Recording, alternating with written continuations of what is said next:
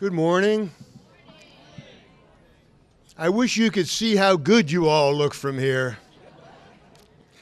Welcome. I'm Ed Wasserman, the Dean of the Graduate School of Journalism. Thank you for coming out on this somewhat problematic morning. I think you could tell by the crispness of the processional that we're more of an improvisational place than we are a carefully regulated one. I want to just say a word about the preparations we've made for the possibility of rain.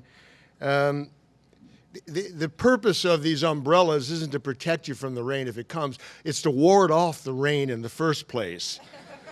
And I think it's so far so good. I want to also just point out to you something that may not be obvious. We're a very small school. We have a tiny administrative staff. And they have been running full tilt this week just to get the showcases done of the student work that some of you have availed yourselves of, and the normal kind of lunacy of commencement week, and then on top of which, we've had this threat of rain. And as of last night, we were laying in and trying to outbid other campus units for the tents because there are other ceremonies going on throughout campus. And what you see is a kind of patchwork remedy, but it's all fallen on the backs of a very, very small number of people. Now, I won't try to name all of them, but those of you who made this happen, could you just, for a moment, raise your hands and let people acknowledge and thank you for what you've done?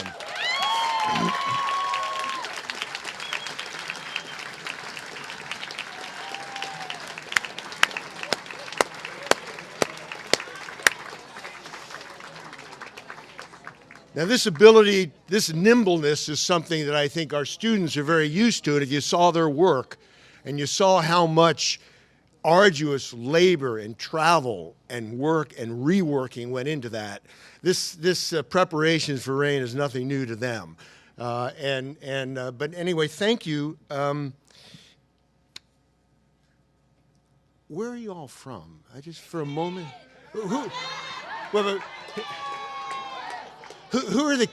Where are the candidates for the people who have come the farthest to be here today? Florida? Okay, Florida. How about abroad? Spain. Egypt. Do I hear Pakistan? Is there Pakistan? Yes, Pakistan. Anybody beat Pakistan? Kenya. Jumbo. Well, thank you all. And I guess we have East Coast, we have Midwest.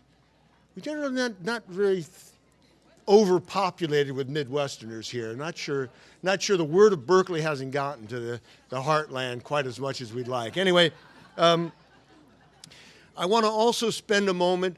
We have a lot of parents here, and the parents get short shrift in commencement ceremonies I've seen.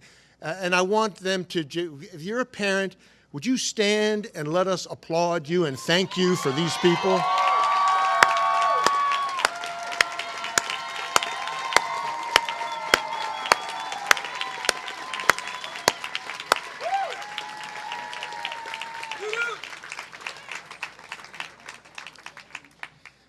Well, thank you for that. And to you, I say, be proud. There are, and also be nice to them. These are all aspiring memoir writers. You don't want to forget that. You want to be especially nice. I also want to congratulate another group that doesn't get the recognition it deserves. And these extraordinary professors, lecturers, instructors up here with me. You'll be hearing from two of the best of them in a few minutes. I want to tell you about their commitment, their dedication, the hours they put in to help this terrific class develop and polish its work, the immense satisfaction that they and we all take in the students' success. They help the students hammer the work into shape. They coach them on pitching and placing their efforts in irresistible forms to present to the world's pickiest and most discerning editors. So bravo to instructors, bravo to our graduating class. This class has carved a special place for themselves in this home of free speech and intellectual confrontation, for moving the needle on social awareness, inclusion, diversity in this institution. And we've learned a great deal from them. They've given us every reason to expect momentous things in the future. So for now, my first admonition to all of you is savor this moment. You don't get many like it. This is a big deal. You're allowed to take pride. Life offers very few such moments where you're invited to take pleasure in an accomplishment of comparable stature, and revel in the achievement of the immense promise that it implies. Many of you were lucky enough to see the showcase of student work over the past few days.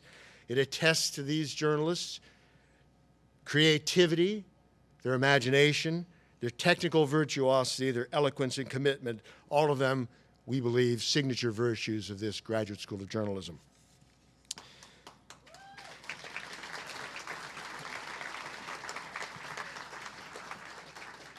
I want to take a moment and talk to this class about a challenge they'll be facing professionally that goes beyond the training that they've received. It's really what distinguishes a professional from somebody with skills, with specialized expertise. It's about a larger mission of public service that goes beyond merely being a good practitioner. Consider other professionals. Start with physicians and the larger world of health. Of course, we expect doctors to take good care of their patients. But we expect something more. As a society, we face huge problems with a cascade of threats to the public's health. And we need statesmen, stateswomen, statespeople in the world of health. That's why we welcome and expect physicians to bring knowledge and wisdom to identifying remedies to these sweeping problems of health and wellness that go way beyond the challenges of clinical care. What kind of health system do we need? We want to hear from doctors about that. Or take lawyers. Take lawyers in justice. Obviously, we expect lawyers to look after their clients' interests in court. But we want more than that. We want their help in negotiating and reforming a baffling legal system. We turn to lawyers for more than just their practitioner, their skill in a courtroom. We want them to help us understand what justice demands, whether it's cash bonds, mass incarceration, unfair sentencing. Anything that smacks of a denial of justice, we want to hear from lawyers about. And I want to argue that much the same is true of journalists. You're now finishing 2 years of rigorous training as practitioners. You're skilled at truth-seeking, truth-telling, using the most powerful and most eloquent media digital technology has created. But you have a more sweeping challenge, which is to lift your gaze from the demands of your own craft to help rescue the larger mission you serve, to preserve the process of social awareness called news that makes up the informational system by which the hope of representative democracy is made possible. Journalists need to mobilize to bring their wisdom to bear on enhancing and protecting that vital process of public illumination. Can no longer confine our influence to our role as practitioners. We must be guarantors and guardians of this indispensable system through which society's understanding of itself is shaped, refined, and nourished and advanced, because it is in grave danger, and if journalists don't do it, nobody else will. So what do I mean? What sort of issues do journalists need to weigh in on? Well, first of all, ensuring that people who know things the rest of us should hear can tell us that they have free speech rights. I'm talking about sources. I first started thinking about this in connection with the ferocious pursuit of whistleblowers, which began with George W. Bush, was broadened under Obama, is being hotly pursued under Trump. And I'm saddened by the servile acquiescence of the news media when sources with truthful information of undeniable public importance are jailed. Now Chelsea Manning, whose principal sins included exposing war crimes and official corruption, is back behind bars after already having done 7 years. 7 years, including a year in solitary confinement. I'm reminded by comparison, Daniel Ellsberg, Pentagon Papers, remember him? He did not one night in jail. Edward Snowden disclosed massive domestic surveillance and was declared illegal, is still in exile. Julian Assange, a problematic figure, but one who exposed corruption and criminality, is behind bars in Britain, having served 7 years in house arrest. So we are glad that reporters are not being jailed, but what good are they to anybody if their sources are? News is a process, not a job title. Protecting it means guarding its vital organs, and there is no journalism without sources. There's no good reason as a matter of law, logic, or public policy that the right to convey true, publicly significant information in defiance of official pressure has constitutional standing only when it's exercised by reporters. Yet the press submits to prosecutions that endanger the news. That must stop. You're journalists, your job is to stop it, to demand the legislative remedies that enable you to do what our society needs you to do. Secondly, this role as guarantor of this indispensable flow of information gives journalists a pivotal role in the debate over the surveillance society. Even routine interactions are increasingly subject to exposure through surveillance. How often do you not go to places on the internet because you're afraid somebody's going to notice? When did we begin to accept such meddling, such intrusiveness? The more frightened people are, the less likely they are to tell the rest of us what we should hear. Journalists, in their capacity as guardians of the news process, need to ask whether all this surveillance chills the flow of publicly significant information to public attention. And since it clearly does, it is something we need to pay attention to and weigh in on and denounce. Thirdly, consider the torrential assault on public knowledge from deceitful, polarizing content made possible by vast platforms that actually benefit from the most disgusting and destructive material. How much money did YouTube make from the video of the Christchurch mosque shootings? Which genocide will our social media foment abroad? Which anger will they encourage here at home? This matters. This poisons your well. This leads the public to mistrust in a sweeping way everything they hear, including the hard-won fruits of your months of reporting. It must stop. The insistence on standards of civic discourse can and should come from journalists. Journalists should take the lead in demanding stronger measures to control fallacious and destructive content, to demand from platforms the same standards of care, accuracy, fairness, and responsibility that we apply to our own work. If we don't make that case, who will? Then there's the money. The success of a small number of high-quality news organizations to break even in this technological environment doesn't change the fact that most of the money news creators generate is harvested by others. Journalists should never be supplicants. The work you do is invaluable, and it makes a lot of people money. You need to insist on a revision of intellectual property rights to enable news organizations to share money from the markets to which they are indispensable. You need to mount serious criticism of corporate concentration in the media realm and demand a revision of antitrust laws to reinstate industrial dominance as a critical determination of regulatory intervention. This is not optional. Our survival demands it. And finally, you must remember the public is actually on our side. I know it doesn't seem that way, and we do have our sins to make good on. But we have a lot of friends out there that we're not talking to. We don't tell them why what we do matters, and we must. I'm talking about the public's role in making the news. In the civics books, when you look at the press, your people are being urged to read the papers, not to talk to reporters, and they must, because news is created by you. It's created by the people who make available information for others to know about. Many of these people would like a hand in creating news about the world they inhabit. They'd like to take a hand. They know that world. They have the passion to illuminate it, and God knows they have the tools. But they may lack the skills, and they would benefit from the guidance from professionals. And that's the reason we're looking to reintroduce journalism for undergraduates here at Berkeley, to give them the skills and the competencies to report on their own world to each other in ethical and effective ways. I think the real challenge to all of us is to expand our own capacities to superintend the news process that embraces a committed but untrained workforce. At the moment, some of the most generous funders in the country have pledged many millions toward a rebirth of local journalism, and I think that future will require mobilizing people who understand that covering their own communities is part of their duty as citizens, and they will accept the collaboration and guidance of well-trained professionals like you. who not only know their craft, but know how to lead others to conduct it.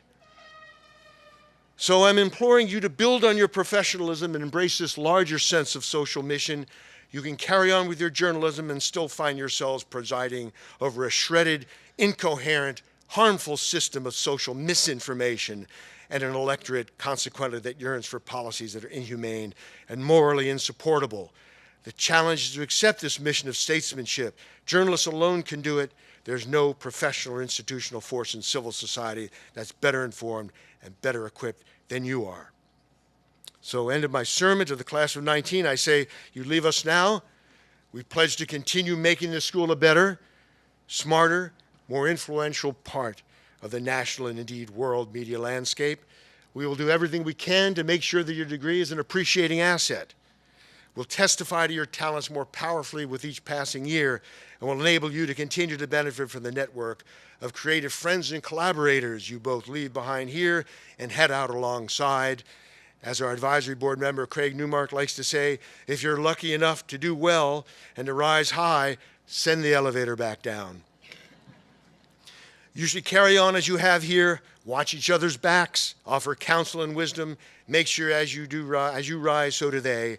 They're your brothers and sisters.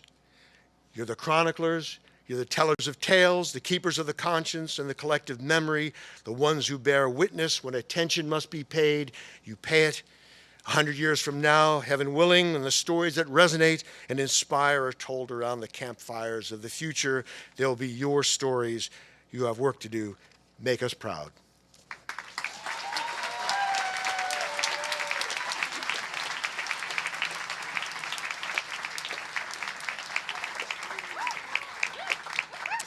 Hi, everybody. As you can tell, I am not Drew, but I'm here to introduce him. We have a little bit of a charming, what I think to be a charming tradition of hyping each other up when we're about to do something really scary, like talk to a huge group of people. Last night I was talking to Drew about the first time we met, and it started in an argument. I naively thought when I came here I was going to blow in, learn some stuff, blow out of here. I don't know. I didn't think I was going to make as close friends with these people as I did end up making. And Drew's insistence on engaging and making me participate in a conversation with him scared me. That intimacy, that way that he draws people in, made me feel a little intimidated. But ultimately, I think that we would all say that we have benefited from knowing Drew. And without further ado, I'd like to introduce him as he comes up to speak to you.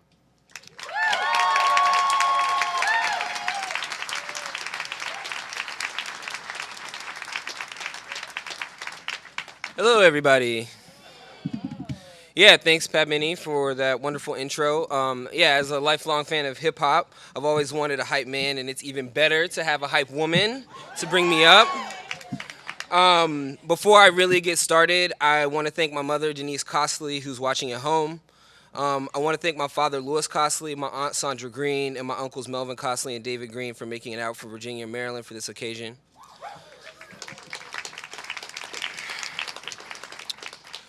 Louis, Melvin, and Sandra are the first three born to my grandmother, Phyllis Costley, who, before she died in 2013, helped desegregate public schools in Arlington County, Virginia, where I'm from, and was a substitute teacher there for decades. It's not lost on me how special it must be for you all to witness these type of accomplishments. I also want to thank Dean Ed Wasserman, who was one of the first two people I met in the Berkeley J School community at the 2016 NABJ/NAHJ convention in Washington, D.C. The other person I met there was Pamela Gleason, who made sure Dean Ed saw my resume and clips. Thank you, Pam. That led to me getting the Jonathan Rogers Fellowship, which allowed me to visit this beautiful, majestic campus in this intimate, creaky Craftsman building on the edge of it. But I likely wouldn't have been at that convention if it wasn't for my loving partner, Alana Black, who asked me not long into our relationship if I was a part of NABJ, the National Association of Black Journalists. I said no. In my early 20s, I thought it was that fighting the man included not joining professional associations. This is a notion that she quickly informed me was stupid to carry into my 30s. After imparting that wisdom, she not only encouraged me to join NABJ, but bought me a year-long membership to the organization as a gift for our first Christmas together. After that, it was a no-brainer that I'd attend the conference that year in DC, and the rest is history. So thank you, Alana, and thank you to Ruth and Van, who are her parents, for bringing her into this world.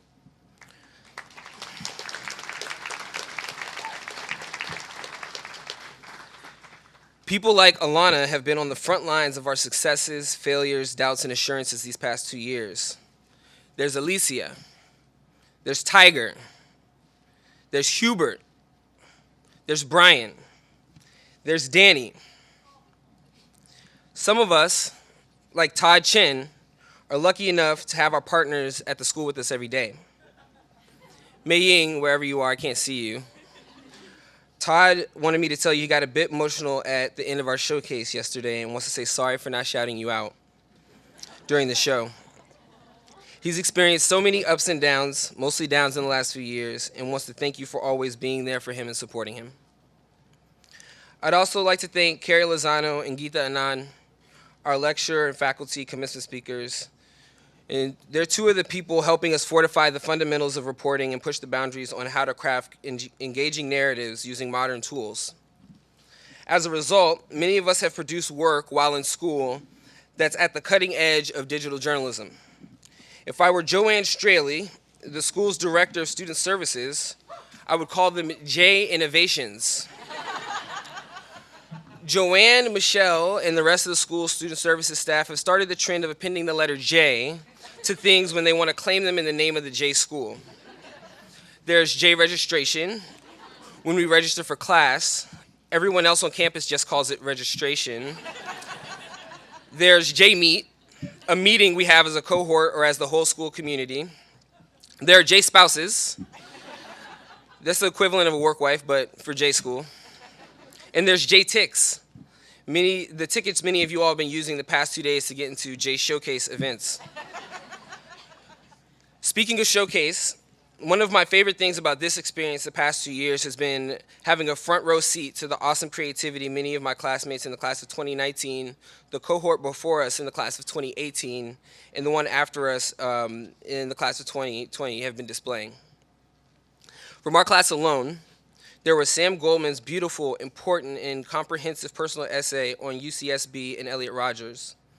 There was Karen Creighton's relentless reporting on homelessness in the East Bay. And there was the news presentation I still talk about to this day and will likely talk about until the end of time. Newsin' and Cruisin', produced by Bo Kovitz and Abene Clayton.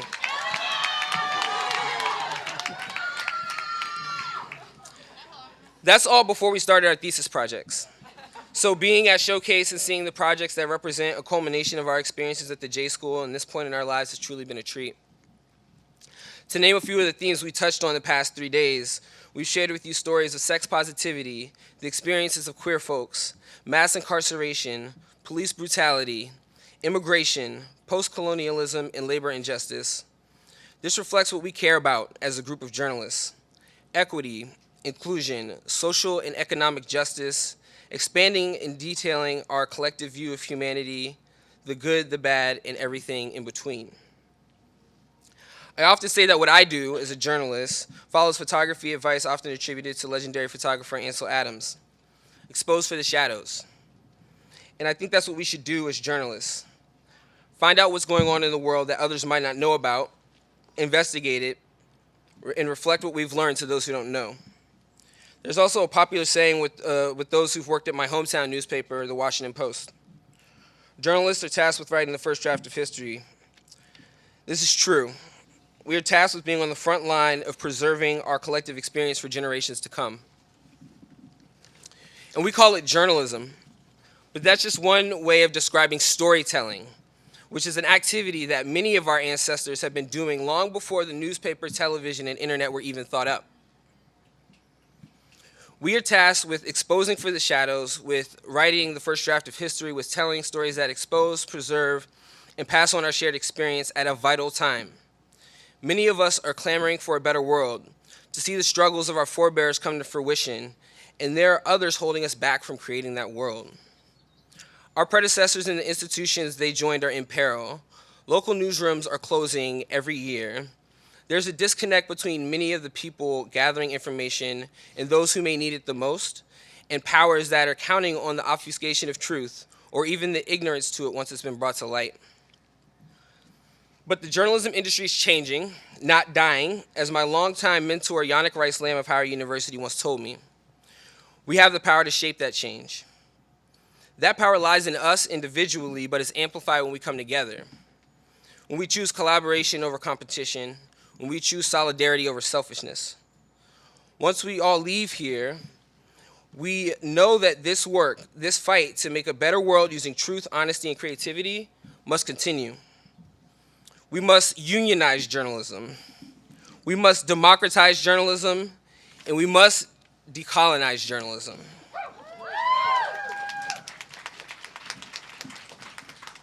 We were getting practice doing all those things while we were here at the J School, and we're encouraged to do so by many of the people in our community who will be here day to day once we leave. There's Andres Cedil, the professor of visual journalism, who encourages us to look to the next tallest peak in the climate in our work. That's not coming from a purely competitive place either. At the Logan Symposium in 2018, I heard him tell a crowd full of investigative journalists to go do stories on the beat he had been covering for years with his colleague, Daffodil Altan. That's because he's more concerned with the story being told, the injustice being amplified, and change happening because the noise is so loud than he is about getting a scoop. There's Daffodil Altan, who I just mentioned. When I met Daffodil, she was teaching a class about implicit bias in reporting and made me realize some of the higher level thinking going on in classes at this school. Since then, she's been a fierce advocate for herself and women students and students of color at the school, and along with Andres, has done some of the most important work at the school in years. And there's Cara Platoni. Where are you, KP? You over there? What's up, KP? It's like she's like my big sister. And there's Cara Platoni, the assistant dean of students, who is constantly making space for ourselves and our stories to be told at this school. We love you, KP. That's right. There are people who have never taken a class with KP, as she's affectionately known, who were never under her charge as an instructor, but who have gotten deep, thorough feedback on their stories, helpful life advice, or both from her.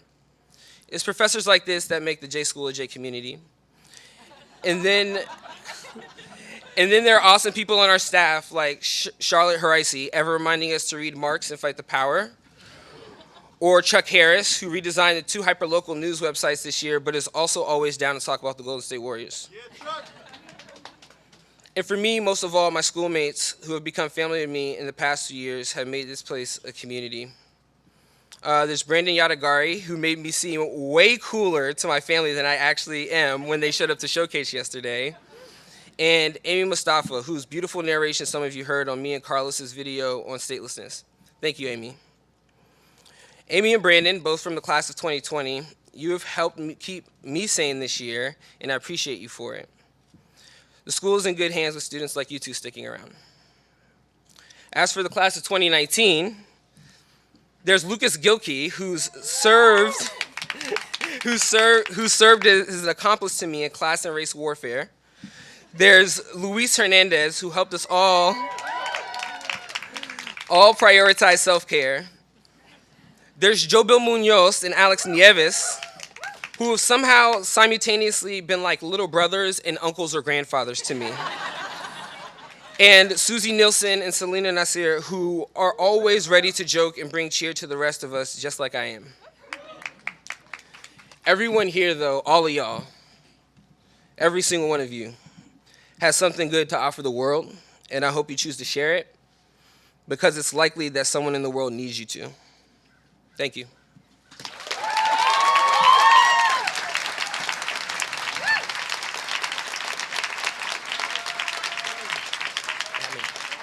Okay, so before I go, I'm going to introduce my fellow student commencement speaker, Pat Minnie. She's my friend and my comrade, and she's shown me several new ways of being loving to those you disagree with the past 2 years. I think she was chosen by the class because she has a talent for describing the world and the way we behave in it in a manner that's at once gentle and firm, complex and straightforward, blunt and compassionate. I'm excited for you all to hear what she has to say, so without further ado, let's welcome Pat Minnie to the mic.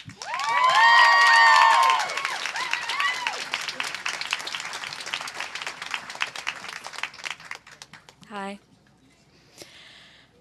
I'd like to tell you a story. Francesca Fenzi was shoveling snow off a roof in Washington State when she got an important phone call. She'd been listening to a favorite podcast, Snap Judgment, Anna Sussman's voice in her ear when the real Anna Sussman called with the news that she'd been admitted to Berkeley School of Journalism. "I almost fell off the roof," she said, and then her phone died of cold. Sarah Harrison was bored out of her skull at her office job when she got her call. I can imagine a sly smile spreading over her face. Drew Costley was on his way to deliver food to Berkeley students for Postmates. Our fearless faculty member, Cara Platoni, was brushing her teeth. My favorite is Lehman Gistu. She's almost positive she was clipping her toenails. I was staring at a carpet in my house in New Orleans, thinking that I should vacuum at some point, but also thinking, gosh, this dust looks pretty in the light, when I got mine. These are the types of stories we tell over and over. Where we were when something important happened, little personal markers. If this were a news article, I'd just give it to you straight. A handful of people were accepted to a journalism school. But what we're doing when we tell these little anecdotes is something a bit deeper. We're attaching the past to the present. We're saying a little something about ourselves. They're markers of our personalities, our physical and mental space in a period of time. Are we self-deprecating, observing what's changed, making small commentary on our relative position in the world, on politics or class? What is the story beneath the sequence of events? We tell the same stories over and over and over again. We tell them to children, around fires, over rugs, under covers, in whispers, and in shouts. What stories do we tell? Here's the rosy version of our story. We were a talented group of people brought together in this beautiful courtyard in a place with more sunny days, not today, unfortunately, but more sunny days than probably 80% of this country. In this little corner of the world, wisteria bloomed in that corner right there, as did we. Cameras and audio recorders became second hands. We learned to listen to one another, and now, after 2 years of hard work, it takes us less time than it did before to figure out what we're saying and how to say it and why we're saying it. We've told stories of grinding injustice, from the closure of a hospital in a low-income neighborhood to the plight of recycling workers in California and abroad. In this version, information brings a torch into the shadows. In and of itself, it brings change. It's a story of congratulations on a job well done, on 2 years of hard work, and for all the ways in which our stories might change the world. But I think it would be wrong to stand up here and not acknowledge that there's another story here, a darker one.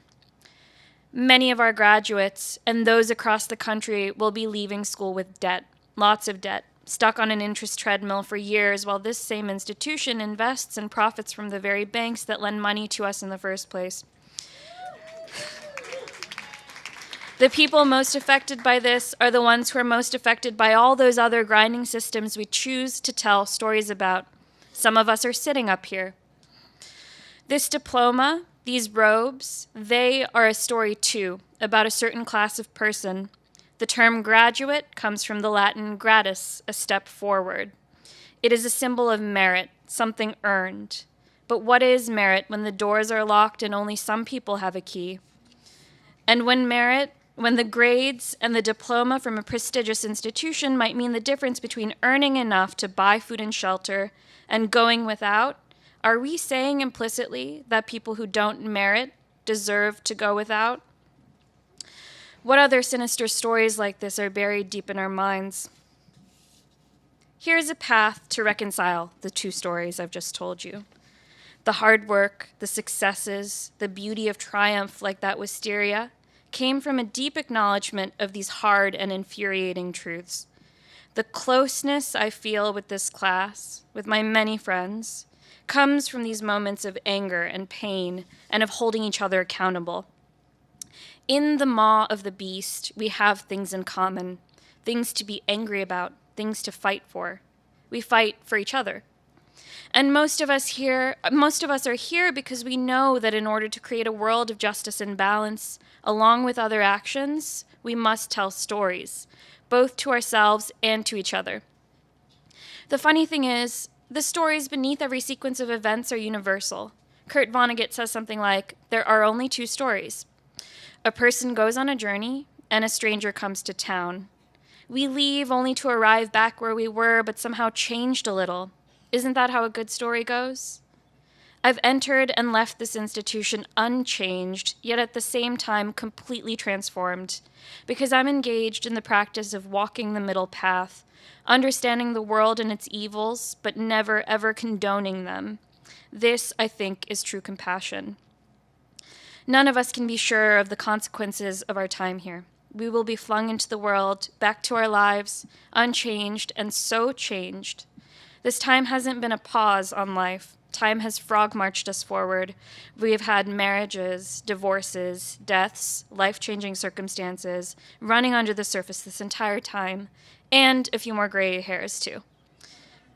And the world has continued to spin on its axis, and we reel as more freedom is snatched from us, as these pockets of safety become fewer and farther between. The story is not all positive, but we must learn to hold space for every truth. We have a tendency to write the past and our actions in it as either all bad or all good. It's funny, even in my brain, in the moments of devastation, of grief, of loss, I remember small moments of beauty. One's brain simply breaks in sadness. We cannot help but laugh. And on the sunniest days, in the moments of joy, on days like this, sometimes the shadow of grief will linger. What are the truths left unsaid in our collective consciousness? We've grown up hearing stories about heroes, what they look like, who they are, and who they aren't. Not women, not people of color, not queer people, not poor people. We've heard stories about the untrammeled wilderness and the men who were called to it, though to create the wild, they killed the people who were already here. We've learned the sanctity of the systems that govern, of justice served, but we see injustices, cracks in the walls of those establishments, in every homeless encampment that gets swept away, on the face of every mother grieving her child's death by a police officer. We've heard stories that appeal to base instincts about ourselves and our identities at the expense of other identities and other selves. In fact, the worst fears we have about ourselves are cloaked in stories, false truths. But so are the possibilities. A story is just our interpretation of events. From a little seed came the world, and from the womb we each chart a path, those pasts, those futures, all stories. I propose a new path forward, a new way to think about stories. How many new worlds can we write? How many small kindnesses can we commit to the page or the screen? And can we work harder not to obfuscate the truth? The shadow that casts the light in relief, or the light that makes darkness known and understood? How much could we change this way? This world, where money is sacred and power is God, is just a story. So could we decide to tell a different one? Thank you.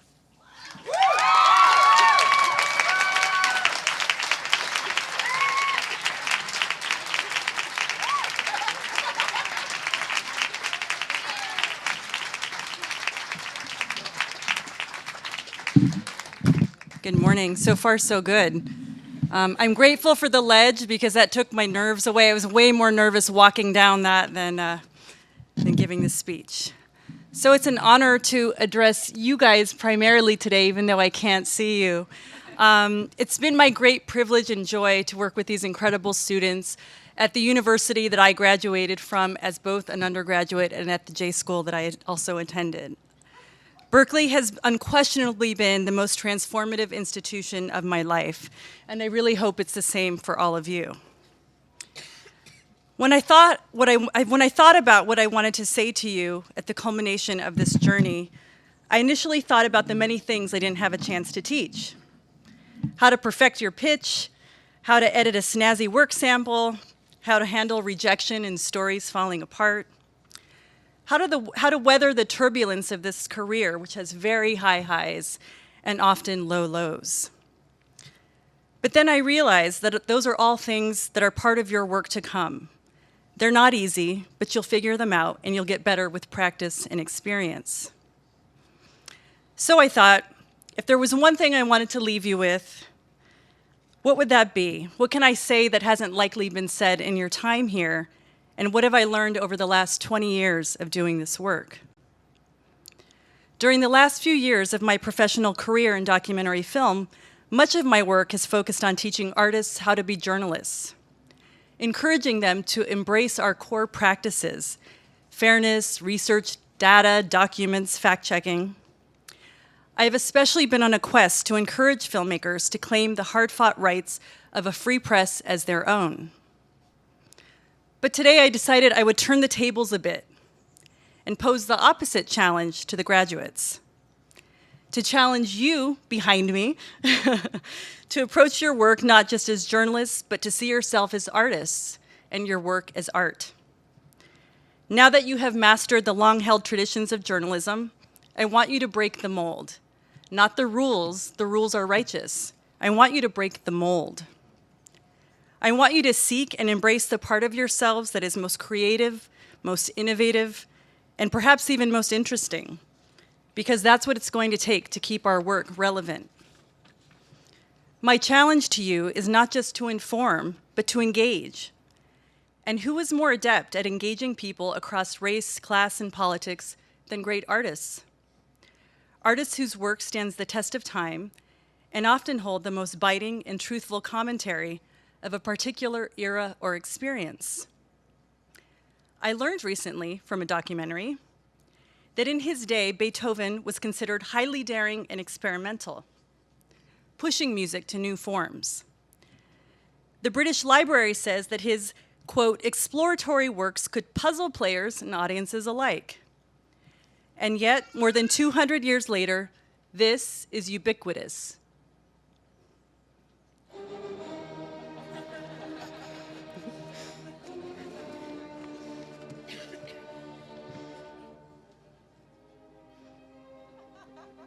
Recognize that?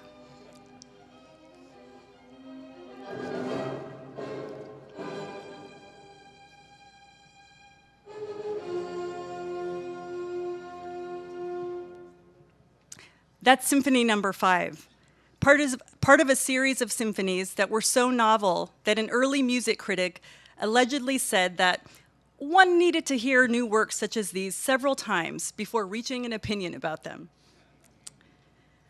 So I'm going to ask you to close your eyes, all of you, close your eyes.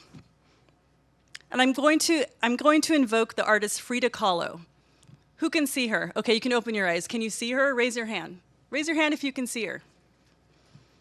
Do you see the woman she was, or her representation of herself reflected in her paintings?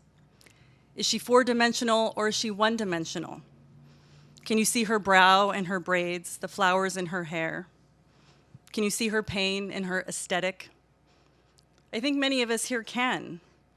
Why are her self-portraits so indelible? What do they make us feel?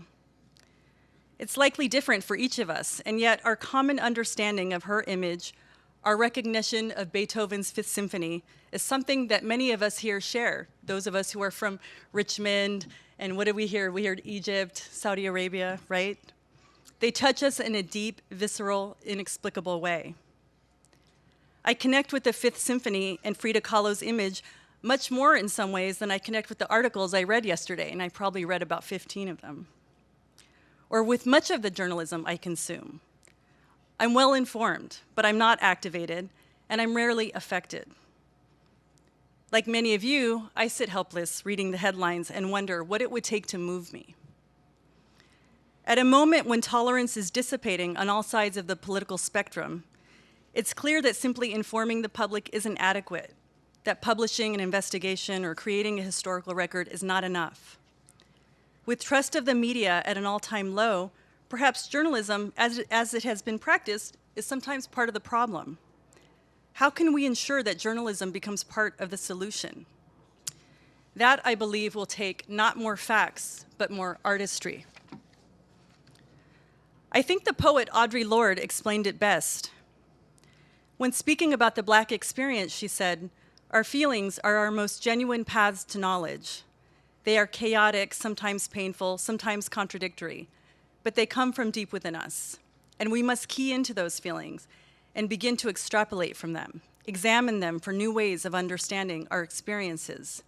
This is how new visions begin, how we begin to posit a new future nourished by the past." As you seek your own artistic vision, remember it was the great filmmaker Marlon Riggs, a gay Black man, a target of the right wing, who put the J Schools documentary program on the map. Marlon Riggs is our legacy and is still considered one of the most innovative storytellers in modern cinema. When speaking of his seminal avant-garde work, he explained, "Changing my mind about traditional history has been part of my evolution. Before, I considered history and mythology, fact and fiction, as separate and discrete. Now I don't think so, in terms of how they inform us and work within us to make us who we are as individuals, as a culture, as a group, a race, and a nationality." Like Marlon Riggs, like Audre Lorde, I want you to challenge the norms that you've been taught, the narratives that may be fact for some and fiction for others. I challenge you to touch people emotionally, to evoke a reaction, to focus more on what we have in common than that which divides us, to spark the possibility that someone, somewhere, might change their mind about something. I challenge you to make it impossible to ignore, impossible to forget, impossible to scroll by that which you're trying to share with us. I challenge you to produce prose, audio, photographs, moving images, in any other form to make indelible impressions on not just our heads, but also our hearts. This is not exactly an artist's manifesto, but here's what I've learned in my own work, which has been more varied, expansive, and artistic than I ever could have imagined. Define your own success. Don't take yourself too seriously, but take the work deadly seriously. Seek beauty and laughter, even in darkness. Immerse yourself in the arts. Be humble, be vulnerable. Be kind to yourself and to others. Be honest and direct. Have integrity. Know your privilege, know your bias. Be daring, be provocative. Respond to obstacles with creativity. Welcome crashing and burning. And do your work with love. In an interview, the incomparable Lourdes Portillo told me this, and it stayed with me. Love is like water in the work that we do. We have to fall in love with what we think we are going to do. You have to love the idea and its possibility. You have to see all the wonderful possibilities that you might have something to say. And it isn't just, this is a good idea, it's, this is something that is really profound, that can speak to me in so many ways that I'm going to embark on it. I cannot wait to see what all of the graduates embark on with journalistic rigor, with vision, with love, and with artistry. Thank you. I'll miss you all very much.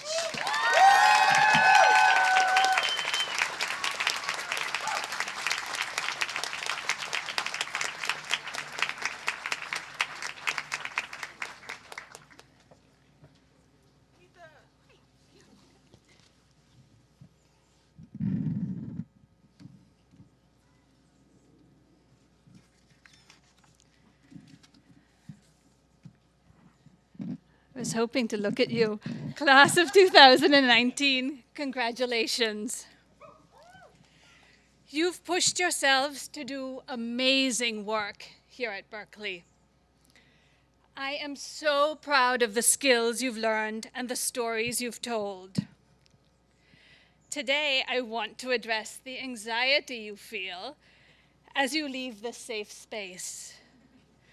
Many of you have stopped by my office wondering how it's possible to build a career that demands as much of you as journalism, while raising happy children, caring for fragile parents, and sustaining a loving relationship with someone. I want to tell you how I held on to my love of journalism while juggling the needs of my family, which at times seemed so enormous that I thought they would crush me. For me, journalism isn't just a career. It's a way of experiencing life more deeply, of having a voice, of turning truths into stories that resonate widely.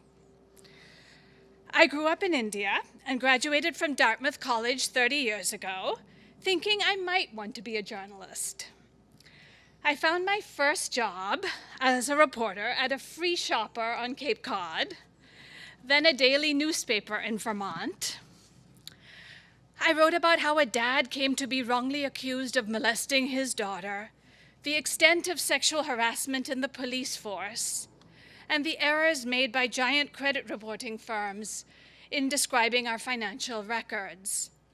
The credit reporting stories led Congress to change laws to hold credit reporting companies more accountable. By the time I turned 30, I was working at the Boston Globe, exactly where I wanted to be in my career, as a political reporter covering Boston City Hall. But I also knew it was healthy for women to have their kids by 30, if they could, and since I was in a stable relationship, I decided to have a baby, even though I was really terrified about losing my career. 3 months after my daughter was born, I returned to work. Despite being exhausted, I found that being a mom did not make me a less effective journalist. Now, many of my friends find this part of my talk slightly annoying, so apologies for this, but before I had a kid, I went to sleep every night, afraid the Boston Herald had a story I didn't have. But now, the moment I entered my house, my mind was completely absorbed by my child. By making me a more balanced human being, motherhood actually made me a better journalist.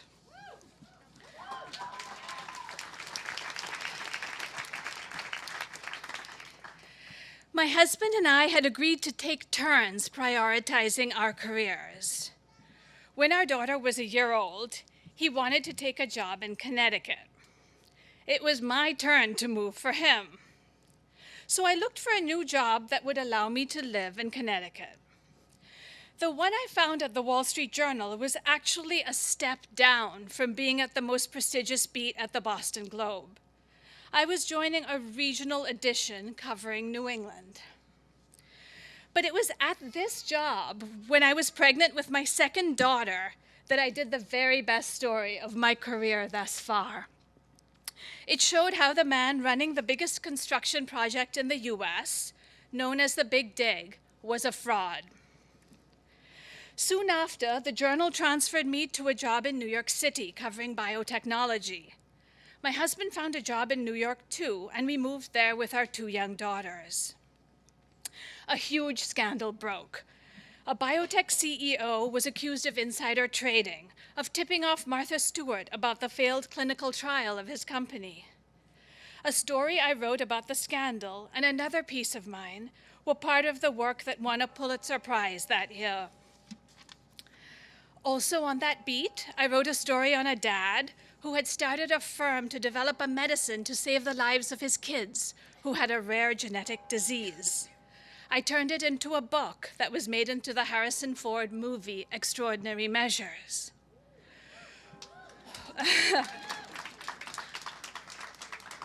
Who would have thought that a position I took at the Journal to enable my husband to take a job he wanted would open up these amazing opportunities? Well, in 2008, my husband lost the job during the Great Recession. My dad had a health crisis. At that time, my parents, who were living in a New York suburb, ran out of money. Suddenly, I got an idea. What if I asked the Wall Street Journal to transfer me to India as a foreign correspondent? There I could financially support all of my family because the dollar goes much further in a developing country. It would be a painful request to make because I now had the job of my dreams on the investigative desk of the journal. But I could think of no other way of supporting my extended family while continuing to do what I loved, journalism. So in July of 2008, I landed with my husband and daughters, then 8 and 10, in a monsoon downpour in Mumbai. My parents followed a few weeks later and moved in with us.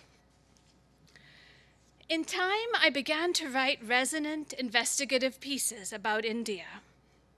One year, I wrote 5 front-page stories about how the disease tuberculosis had become totally drug-resistant. Another year, I exposed the corruption of the son-in-law of the family that had ruled India for decades.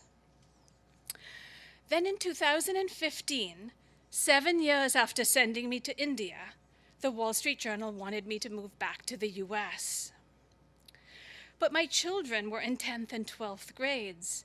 My husband, after years of trying, had finally opened a microbrewery. My parents were being well taken care of in my house. So for the sake of all of them, I decided to find another job in journalism that would allow me to stay in India. And so I accepted a job at the New York Times as a foreign correspondent covering South Asia. It was heartbreaking leaving the journal where I had worked for 17 years, where my work was nominated almost every year for Pulitzers and other top awards. But I threw myself into the New York Times job, which required constant travel. I was in Sri Lanka one week, Bangladesh the next. Then 2 years ago, I returned from a trip to find my father's foot red with an infection, a dangerous situation for a diabetic with no circulation in his feet.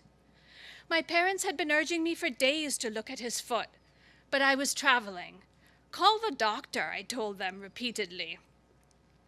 Now I realized their judgment had deteriorated so much that they didn't listen to me or their helpers anymore. And in that instant, I knew I would need to leave my foreign correspondent job. My dad's life seemed to depend on it. So to the astonishment of my colleagues, friends, and even my husband, I resigned from the New York Times. It was really scary. I had never in my 27 years as a journalist not been employed by a newspaper. But somehow I knew I would find another way to work as a journalist while attending to the most pressing need in my life right then, my father's care. I took my dad to doctors to save his infected foot. I stayed in the hospital with him when he became demented from a side effect of the antibiotic. In between, I found a way to work. I wrote up a book proposal and freelanced a front-page investigation for the New York Times. Just at this time, an old school friend came over for tea. She's a professor in international studies here at Berkeley. She told me about the India reporting class you offer each spring. I sent in my resume. A few weeks later, Lydia Chavez emailed. "Greetings from Berkeley," she wrote, inviting me to come. By now, being in India was no longer important to me. My kids were in school in the US. My husband had sold his microbrewery. My sister in New York City was ready to supervise my parents' care. So in January last year, I arrived here at Berkeley. I found I loved teaching journalism. Each of your stories felt like my story too. And teaching gave me time to do what was impossible at a daily newspaper, work on another book. I am now convinced that you can juggle the vital roles in your life while also working as a journalist. The secret is not to hold on too tightly to any job, any beat, any role, any amount of prestige, or any vaunted publication. Be willing to release them all, and any of them, as the needs of your life changes. But hold on always to your passion for journalism, knowing you can practice it meaningfully in a small town or a big city, at an international publication or a local website, writing a book, or working with students as passionate as you are right here at Berkeley. Thank you.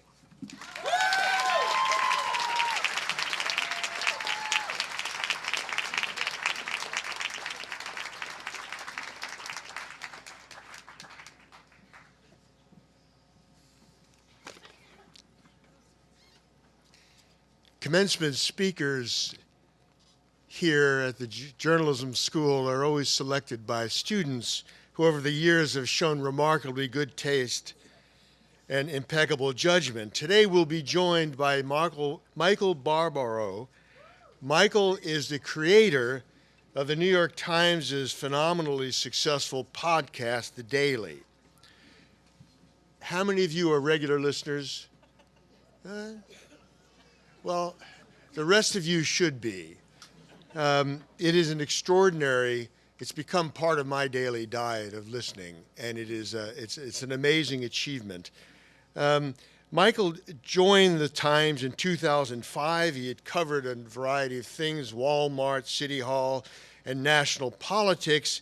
And then before he got into covering national politics, got into covering Donald Trump. And he succeeded in getting Trump to demand that Barbaro be fired over an article he did on Trump's behavior toward women before he acceded to the White House. The idea that the Times might launch a podcast was born during the 2016 election with something called the Run-Up, and The Daily was launched in January 2017. Its success was immediate. It became the most downloaded news show on Apple Podcasts in 2017, with 5 million listeners a month, more than 1 million of whom tune in every day. Now, Vanity Fair estimates it's making the Times 8-figure money. The Daily draws on the quality and experience of the Times' global newsroom of 1,450 journalists, airs on more than 30 radio stations across the country, and won the 2017 DuPont Columbia University Award for Audio Excellence. In the meantime, Michael himself has become one of the most fawned-over celebrities of the audio journalism explosion.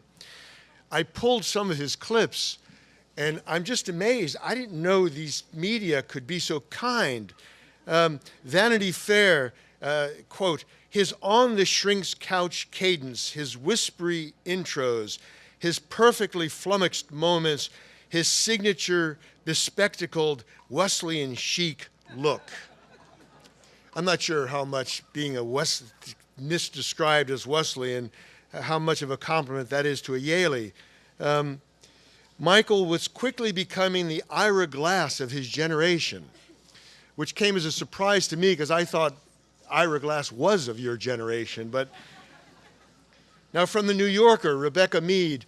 Oh, how are we doing here? You're getting a little soggy, huh? Oh dear. There are a couple of umbrellas right there, and we have a variety. A lot of ponchos will be passed out. So if you're getting wet.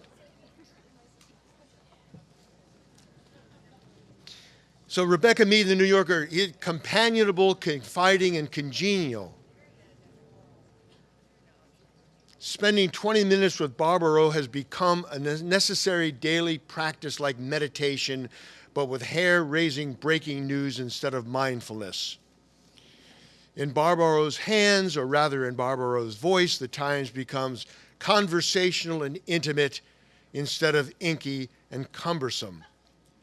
The ultimate compliment, according to an unnamed Times person, the Times is exploring ways to replicate Barbaro not just through texts, but also by a voice model similar to Amazon's Alexa, so that maybe you could actually interact and maybe even be friends with Michael Barbaro. I'm very glad he's here. This is his second visit to the J School. We regard him as a friend already, and it's a pleasure to introduce Michael Barbaro. Okay,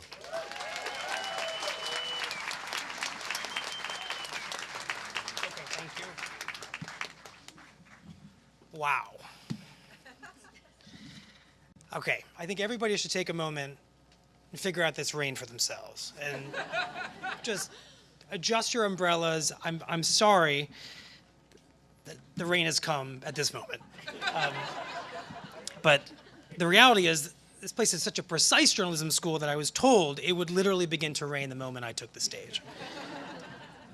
I will attempt to be brief in accommodation of this rain. I want to start off by saying good morning and thank you to all of you, especially Dean Wasserman for those really wonderful introductory remarks, to the faculty, to the alumni, to the parents, to the spouses, the significant others, the partners, the grandparents, the children, and above all to you, the UC Berkeley Graduate School of Journalism class of 2019.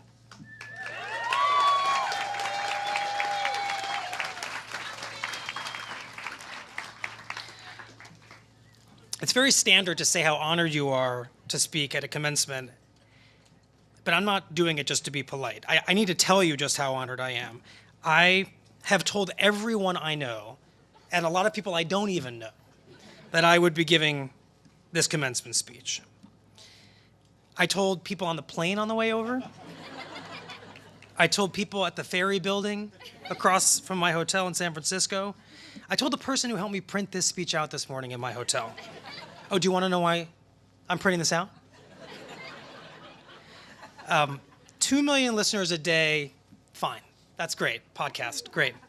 Commencement speech at the Berkeley J School, that is when you know you have arrived.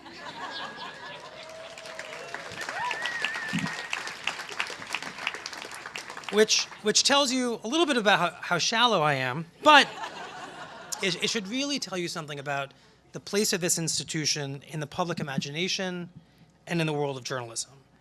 And it is the world of journalism that I want to talk to you about today, because that is the world you are about to enter in just a few moments. For me and for people in my generation, the world of journalism was completely defined by economics, by a completely, is everything okay? By, very sensitive, by a completely terrifying kind of existential crisis around the business model of being a journalist. When I arrived at the New York Times in 2005, we very much wondered whether there was going to be a New York Times when we were done. Within a few years, our stock price had fallen to $5 a share. As President Trump would say, not good, folks. Layoffs followed, buyouts followed. To stay afloat, we actually sold 19 floors of our own building, the floors that we worked on inside the New York Times. And you know the story of what was going on here. Free online content, a free fall in the advertising market, they all conspired and they completely decimated our business. And they decimated the business of our rivals. And it was a full-blown crisis. But you also know what happened next. The New York Times made a very significant bet. We invested in quality journalism. We invested heavily in quality journalism, despite those business problems. And then we created a paywall. And it turned out that people would fork over money for really high quality journalism. So much so that today the New York Times has more subscribers than it's ever had before. Most of them are digital. That stock price went from $5 to $35, and we are buying back those floors that we had to sell off. That is worth applauding. So, in short, we have begun to solve the business crisis. And you are very, very welcome that we did that. But what we did not anticipate, what we could not anticipate, was the next crisis. And that crisis is your crisis to solve. And it is a really big crisis. That is the crisis of trust. It is the crisis of people not believing what you report, what I report, of finding that the work we hold so dear, what we believe to be the great calling of our lives, is fake news. Because when you walk out of these halls, and it doesn't bring me a lot of pleasure to say this, you won't just become journalists in this moment. For many people, you will become the enemy of the people. That's just a reality. So welcome to that not so great club. I want to talk just a minute about this phrase, enemy of the people, because I can still remember when President Trump first invoked that phrase. And I remember my reaction to it. I shrugged it off. I shrugged it off because it was introduced in the most casual way imaginable. In a tweet on February 14th, 2017. This was what the tweet said. It said, "The fake news media, failing NY Times, CNN, NBC News, and many more, is not my enemy. It is the enemy of the American people." The president concluded this tweet with the word sick, capital, and an exclamation point. A little known fact is that 16 seconds later, he deleted the tweet. He reposted it with a few revisions. He got rid of the word sick.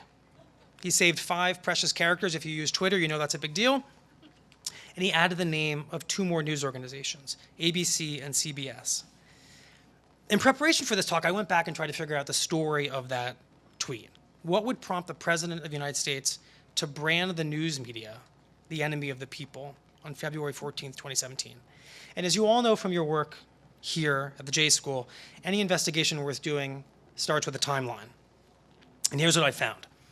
On February 9th, 5 days before the president sent that tweet, a federal appeals court blocked his travel ban, which had blocked people from 5 mostly Muslim countries from entering the US, something that we covered very heavily in the media.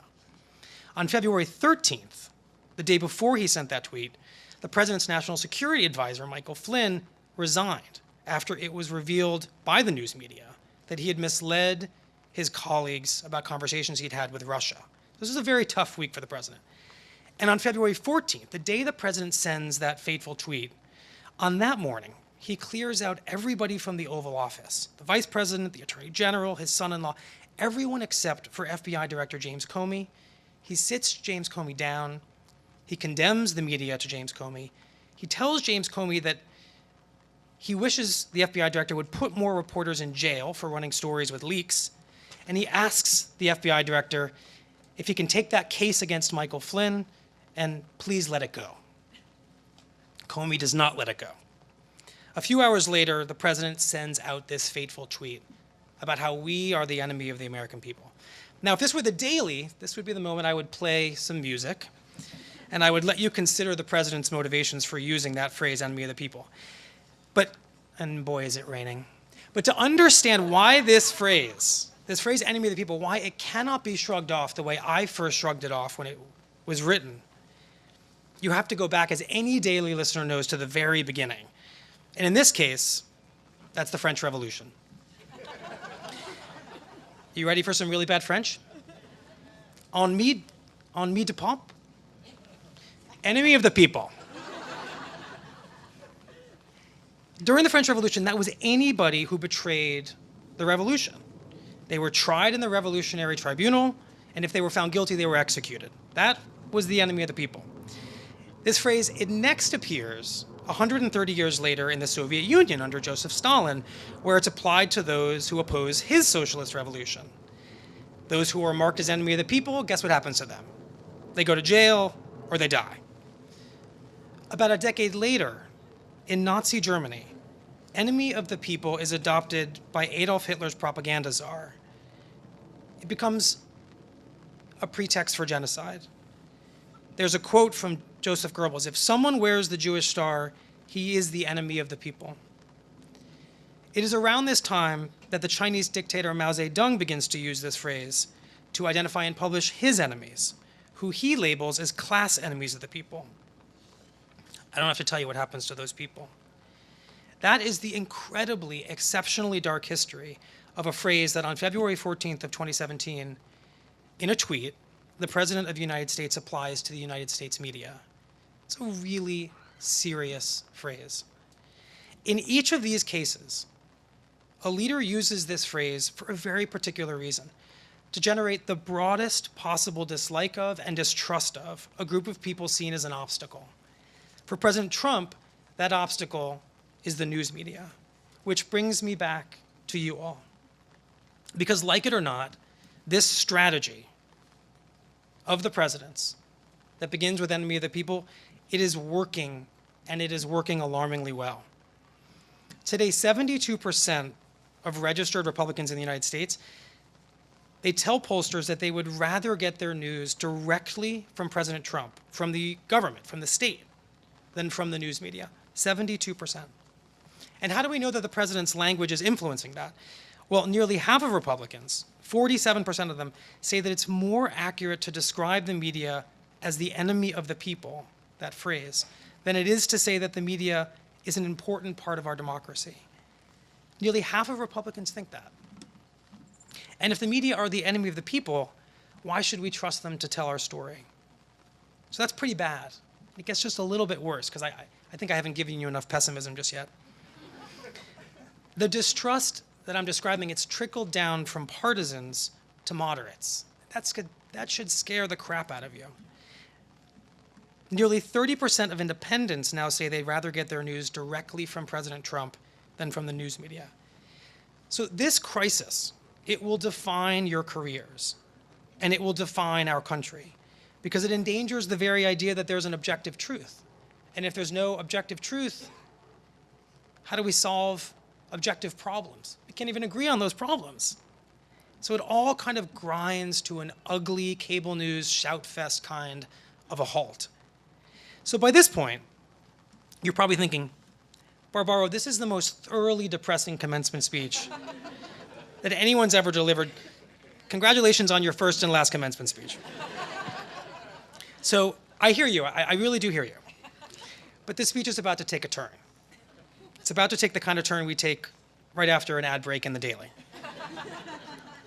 Because I absolutely believe that there is a way out of this trust crisis. I believe it's because of the experience I had creating a new kind of journalism with my colleagues at the Times over the past few years, an experiment that you now know of as The Daily. The Daily was born in this world of enemy of the people. We created the show in February of 2017. I keep repeating that time frame because that's when the tweet came out. We're arguably the first enemy of the people news program. And it profoundly influenced the kind of show and the kind of organization we would be. And for me, that started with a necessary admission of my own fault, my own role in this moment. I was a political reporter throughout 2016 covering Donald Trump's presidential campaign, and if I was being honest, I didn't understand what was happening. I thought I did. I wrote all those big sweepy stories you see with the capital letters above them in the New York Times on the far right of the front page. I didn't know what was going on. I kind of hid behind the conventions and the rituals of modern journalism, but in a way I was telling the story as I thought the story was to be told. This wasn't conscious, it never is. But I learned a lot, and it was humbling to admit it. When we created The Daily, I was asked to be its host, and that admission was incredibly present in my mind. So what did we do in response to this understanding of where we were and what we had done wrong? The first thing we did was we dispensed with what I like to call the voice of God authority that has long defined so much of modern journalism, in print, in broadcast, in almost all parts of the industry. It's this version of top-down journalism where we hand you the story and we expect you to be grateful for it. We give you polished, sweeping prose without much insight into how we actually found the story and why we decided to tell it the way that we did. We decided at The Daily to build transparency into our storytelling. And what do I mean by that? I mean, we decided to use all that unpolished raw material, the vulnerable moments, the journalistic uncertainty, the stuff you almost always toss to the side when you make the finished product, and we decided to put that front and center, to embrace it, to make it as central to the story as anything else. Our very first guest on The Daily, our very first episode, featured a man who told us that he did not trust us to tell his story. His name was David Green. He was the CEO of Hobby Lobby. If you've heard of that company, it's probably because it was at the center of a Supreme Court case involving the Affordable Care Act and contraception, and a requirement that he provide something that he believed contravened his religious beliefs. And as the conversation started, this is what David Green told us. He said, "Do you know how many contraceptives we provide to our employees? 16 of them." This is what he said, quote, "You'll never print that because it doesn't fit your narrative, does it?" But we did publish it. It was one of the first things anyone who ever listened to The Daily heard. It heard a man telling us he didn't trust us to tell his story. But we trusted the listener with that reality. We didn't hide it. And the fact that we nevertheless engaged in a thoughtful conversation with this man who didn't trust us created more trust with the listener. The second thing we did was we made sure that the people we talked to, that they were the absolute subject of everything we did. We elevated the people we talked to in a way that felt empathetic and non-judgmental. And that sounds really simple, but so much of traditional journalism is actually about the journalists. It just is. It's not supposed to, but it is. There's that great moment from Broadcast News where one of the characters says, "Let's never forget what the story is really about. It's about us, not them." He's being sarcastic, but I believe that message has been sadly lost on many journalists. We decided to frame the stories by using as many of the words as possible from the people that we were talking to, because we realized there was a central flaw in the way that we frame stories and we tell stories. Because in this familiar version of journalism, the people that we thought were the subjects of the story, they become very small components of the story. Their stories are filtered through us, their words secondary to our words. You hear that complaint so frequently in journalism. You squeezed me into the story that you wanted to tell. It breeds suspicion and it breeds mistrust. We wanted to change that. In one of our earliest episodes, we spoke to a man who sold guns. A man who sold guns that were used, in one case, in a mass shooting, Virginia Tech. I can't think of a less sympathetic human being on earth that you'd ever want to hear from than somebody who sold a semi-automatic weapon that was used to kill a dozen or more students. For all of you, you'd think that must be the most simple narrative imaginable. You want to hate that man. You want to not really think of him as a human being. It turned out to be one of the most complicated, revealing interviews we ever did. It was not a simple story. This was a man who wrestled deeply with what it meant to have sold that weapon, who was full of regret about it, who tried to square what had happened with his own fundamental belief in the Second Amendment. It was one of the most surprising conversations I've ever had, and people who listened to it said they never wanted to hear from him until they did, and they suddenly had a very different view of everything about it. It's because we didn't slot him into a narrative, and we listened to him, and we let him tell a story. The third and the final thing we did, keeping your RAIN expectations realistic, was that we decided when journalists would come on the show, my colleagues at the Times, we would encourage them to be real human beings, not these polished robots you see on television, not these disconnected writers you sometimes read in the newspaper, these impersonal voices. We gave you episodes like the one that featured my colleague Mike Schmidt, now the recipient of 2 Pulitzer Prizes despite the fact that he's my age, under 40, this seasoned national security reporter who calls us from inside a Kinko's because that's the nearest place he can find a hardline phone to reach us. And from Kinko's, he tells us about James Comey's dinner with Donald Trump in the White House and a pledge of loyalty sought by the president and not given by FBI Director Comey. In this conversation, you can hear the employees at Kinko's asking Mike for the phone back because it's not his phone to use. And in that moment, the possibility that Mike Schmidt is the enemy of the people feels very, very hard to accept. He's not the enemy of the people. He's Mike calling in from Kinko's. He's real, he's flesh, he's blood. He's a hardworking, tenacious reporter finding a way to tell the story. When you put all these elements of what I think we've done well at the Daily together, what I think you have is a new way to think about rebuilding trust. Trust from the consumer of the journalism and trust of the journalist delivering the story. It's not a solution. No one thing will ever be the solution to the enemy of the people problem that we now live with. But I think this is a kind of roadmap toward a solution. And what the world of journalism needs now, more than perhaps it's ever needed before, are experiments in the creation of greater trust, bold attempts to repair what has been very, very badly frayed over the past 2 years. It needs, and I say this humbly, it needs more dailies, and it needs what comes after the daily, whatever that may be. And I don't know what that's going to be, because you're going to have to go create it. You haven't yet created it. You don't know what it looks like. But my challenge to you is to go and create it. Create it over and over again in as many ways as possible. And when you do that, just keep a few things in mind. To rebuild trust, you must be humble, you must be human, you must be empathetic, you must be uncertain, and you must embrace that uncertainty. And you must be listening, and you must make the listening part of how you tell the story. That is how we will disprove those dangerous words, enemy of the people, by forging a new kind of trust with the people that we cover. The future of this industry very much depends on you creating these new forms of trust.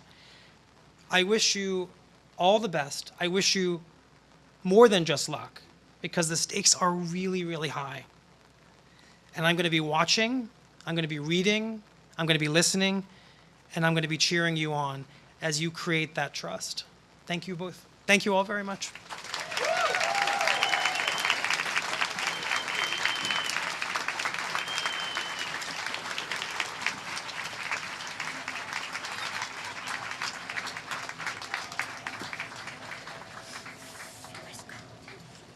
Thank you, Michael. Michael Barbaro, everyone. I'm going to start, yeah. So, hello, everyone. I'm Mallory Newman. And I'm Vianey Alderete Contreras. Every year, it's customary for the outgoing class to leave a gift for their counterparts in the first year. Past gifts have included like picnic benches and scholarships. And as the J School continues to welcome more students from different backgrounds, it is important that there are options out there to help master's students complete their degrees. Life happens, even when you're lucky enough to be doing a master's degree at UC Berkeley. So this year, the class of 2019 is gifting the class of 2020 with an emergency fund. Any student who applies can receive up to $500, which can be used for any kind of emergency or unplanned financial cost. The class of 2019 wishes you the best and is excited to see you stand on the graduation stage next year.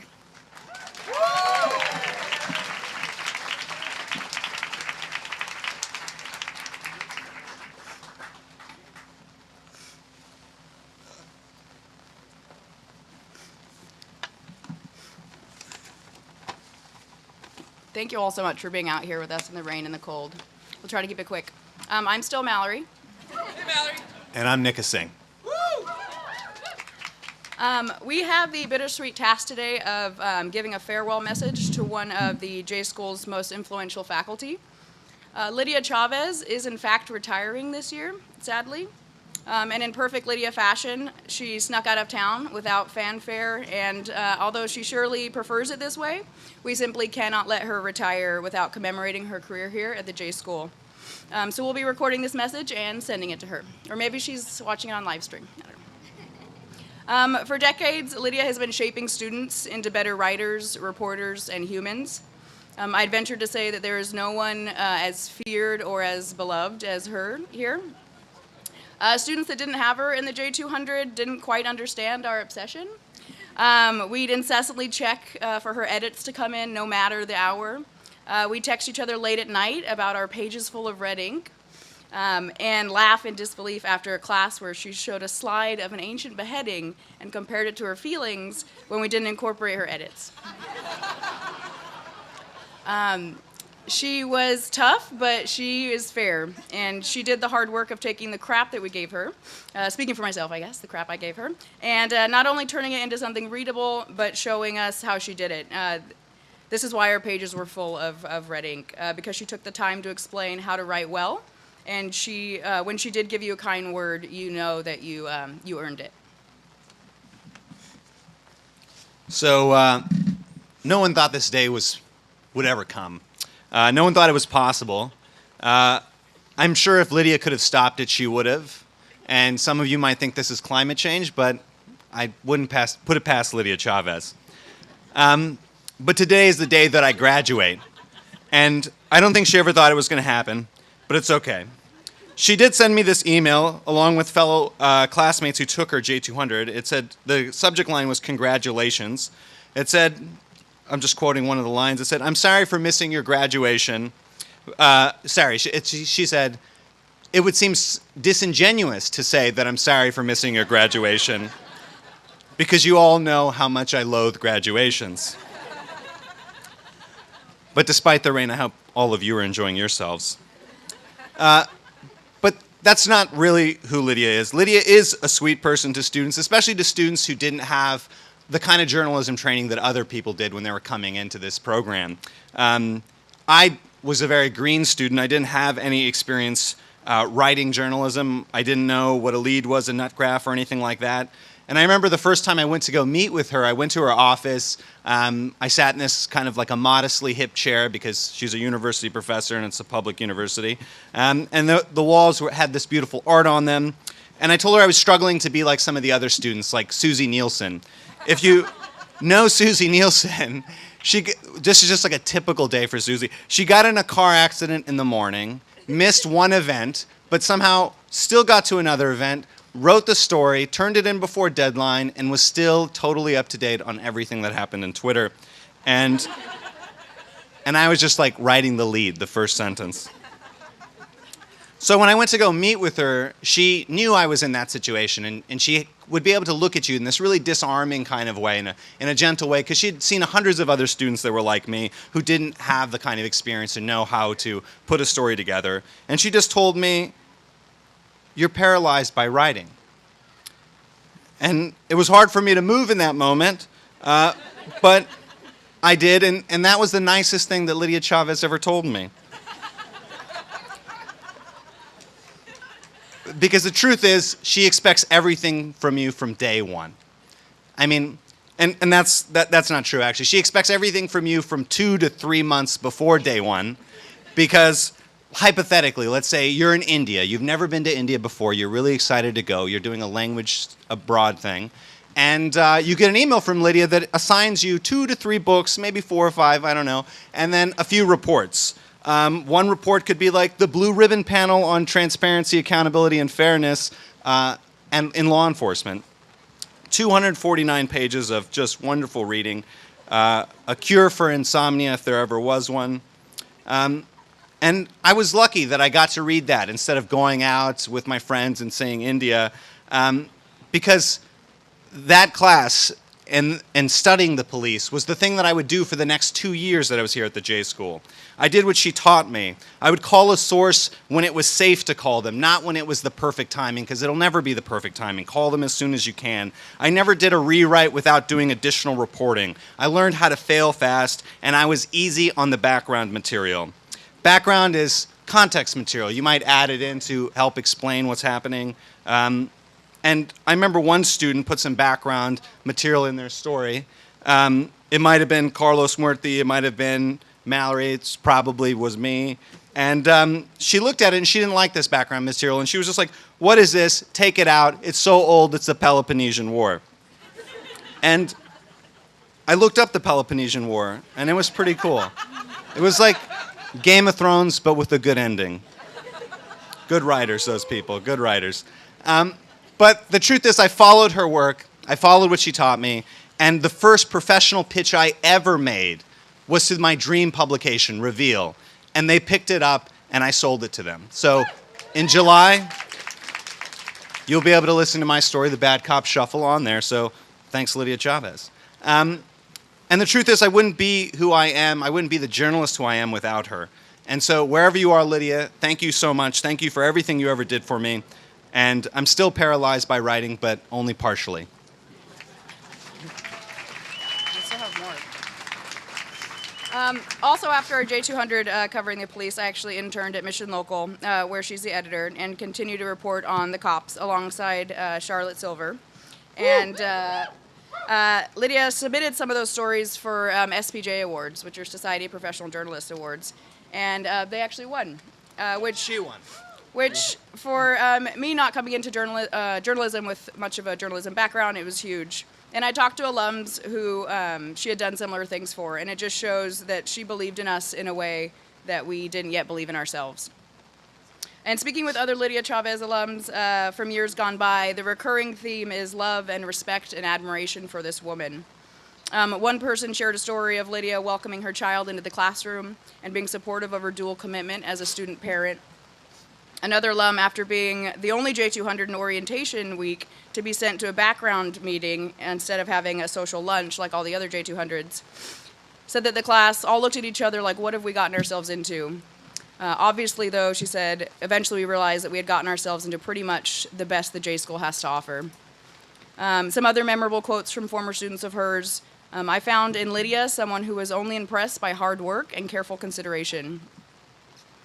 Lydia taught us the most important lesson we could learn, which is not to confuse objectivity with inhumanity. I loved her. She was unsparing in her criticism, but always right. And those critiques were balanced by a generosity and a way of treating students like equals that too few professors possess. Lydia Chavez does not have time for your excuses, just do it. One of the first things that she communicated to our J200 on a get-to-know-each-other spreadsheet was something to the effect of, I've never been accused of being nice, but I'll make you a better writer. We found out her secret soon enough, though. Lydia is an incredibly kind person. The community she creates in her classrooms and in her newsrooms is emblematic of her huge heart, and she will be sorely missed, not only by us, but by the entire J School community. And I want to end with a quote from one of her favorite authors, Joan Didion. We forget all too soon the things we thought we could never forget. The J School has consumed us for the last 2 years. I have met people here that I now call family. But when I look back on our days at Northgate Hall, I will never forget this family. I will never forget Lydia Chavez and the lessons that she instilled in us. Thank you so much, Lydia.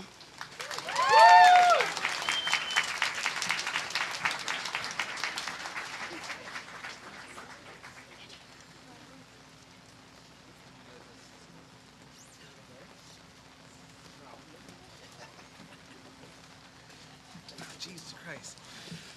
Hi everyone, my name is Josh Slovacek. And I'm Susie Nielsen. I'm the one that got in the car accident. And we are here to celebrate the life and career of Lowell Bergman, the godfather of investigative reporting, who is retiring at the end of this year. After half a century of reporting, Lowell Bergman has a lot of stories to tell, and we've taken his class several times, and he has a lot of stories. One of the stories he's most fond of sharing goes back kind of a ways farther, Plato's Cave. Now, I'm no philosophy major, so I apologize for butchering this, but just to give an idea, it was a Friday late last spring when we heard Lowell's version of it for the first time, cryptic whiteboard illustrations included, and it goes kind of like this, that humanity is trapped in a cave, forced to watch shadows dancing across a wall, shadows that they all believe are reality. But then someone gets free, climbs out into the world, into the sun to find the true form of things, and then decides to return to share what they have discovered. Now, unfortunately, it doesn't end too well for the escapee. The people in the cave kind of kill him. And that, as Lowell's told us, is investigative reporting. I'd like to say, as somebody trying to get into that career, thanks for the pep talk, Lowell. But Lowell would be in a position to describe the nature of what holding the powerful accountable in journalism entails. It started in 1968 when Lowell was a graduate student at UC San Diego, studying under the late Marxist philosopher Herbert Marcuse. After his mentor was attacked by local newspapers, then Governor Ronald Reagan and right-wing vigilantes, Lowell and his peers decided to start an alternative publication, the San Diego Free Press. As a fledgling reporter, one of the simple questions he asked was, who really held power in San Diego? The answer led to the underground newspaper taking on the corrupt empire of C. Arnold Smith, Mr. San Diego of the century, and a close friend of another national catastrophe, Richard M. Nixon. Since then, he has been involved with news organizations that many of us know: the San Francisco Examiner, Rolling Stone, the Center for Investigative Reporting, Investigative Reporters and Editors, New York Times, ProPublica, ABC News, and 60 Minutes. Aside from winning a Pulitzer, several Emmys, Peabodys, DuPonts, and Polk Awards, he's also had a movie made about his reporting. For those of you familiar with the film The Insider, starring Al Pacino, that was Mr. Lowell. He started lecturing on investigative reporting here at the J School in 1991, and since then has founded the Investigative Reporting Program at Investigative Studios, a nonprofit newsroom here at the university that has and will continue to educate and inspire generations of investigative reporters. Before passing the mic off to Susie, I'd like to say thank you, Lowell. Thank you for forging paths, challenging power, and showing many of us how to do the same.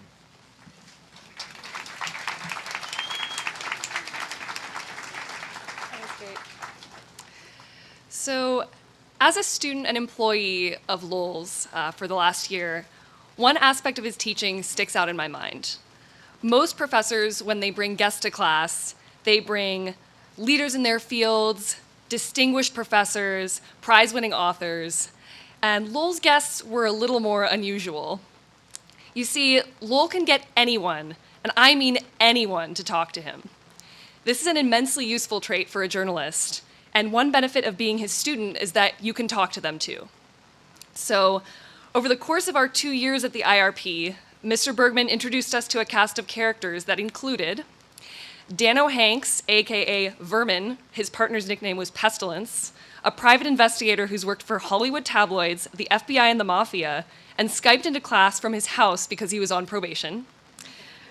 Felix Sater, a Mafia-affiliated real estate expert embroiled in the Trump-Russia saga, who told us all about that time he stabbed someone in the face with a margarita glass.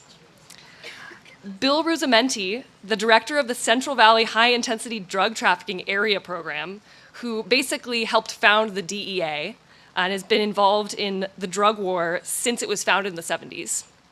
And a high-profile former member of the Trump administration who spoke with us off the record, which is why I can't tell you their name, over soda and sandwiches one surreal spring afternoon. With each wild new encounter, Lowell reminded us, you don't have to like these people. You don't have to agree with them to know that they're worth listening to, that they are worth asking questions of. They can all help you get closer to the truth of things. And I just wanted to end on some other pieces of advice that Lowell has given us for my classmates and for all of you, because I think they actually extend beyond journalism. First is always try to disprove your own story. If you have an idea about something, seek out facts and opinions that contradict it. If the story is strong, then it will withstand this process and maybe become even stronger for it. Number two, if you want to do something interesting or ambitious at work, inception your boss. In other words, make them think it was their idea all along. And three, if powerful people get mad at you for saying something, chances are you're headed in the right direction. Lowell, you have spent your life urging cave dwellers outside. Thank you so much for all of your work, and happy retirement.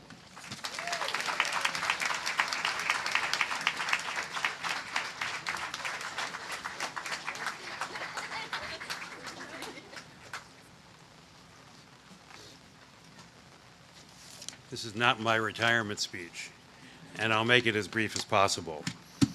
It is true, one thing that was said is true. I've been in the business for a half a century, and it's time to get a little space. And as part of that, though, I'm hoping to leave at least one tradition behind here at the school, and that's what I want. Those are the people I wanted to introduce you to today. One of those traditions we created at the Investigative Reporting Program is a postgraduate fellowship program, to do something that is useful to many of you who are going to graduate and you may take advantage of in the future.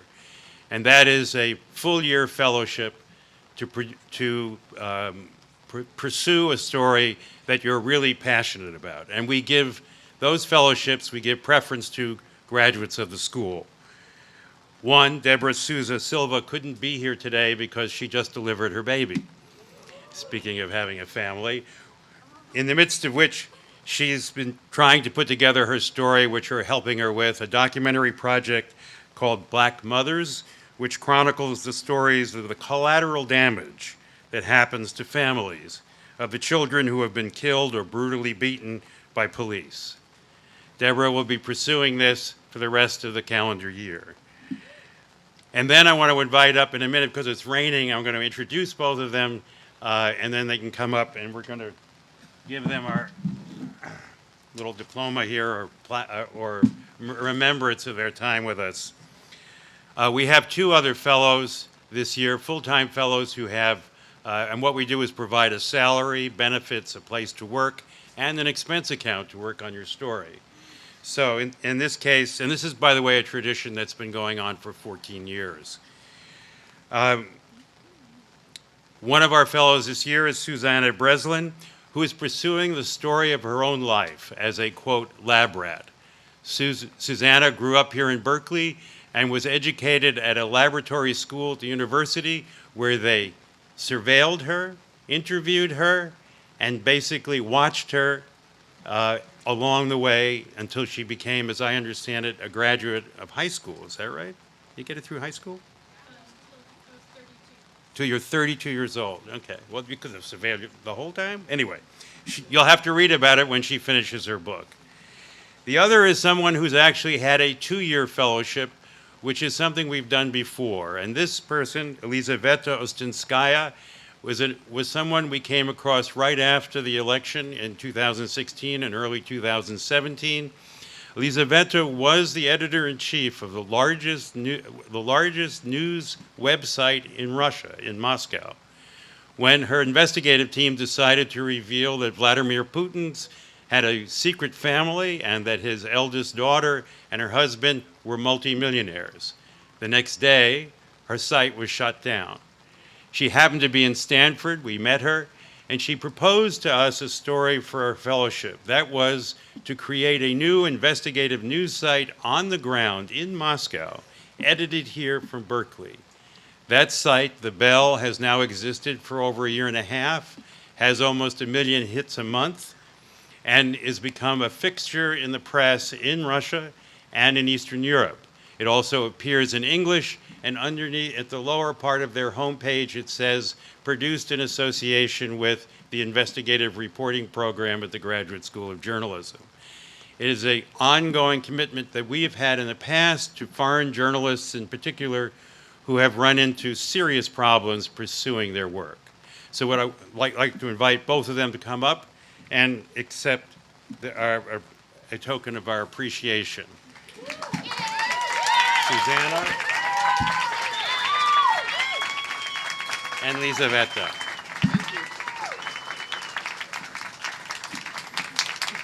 Thank you. And you're now eligible to apply.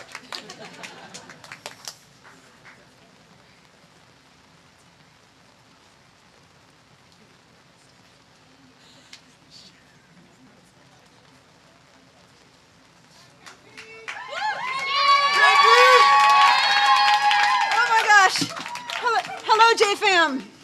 Hello, new JFam. It's time to graduate.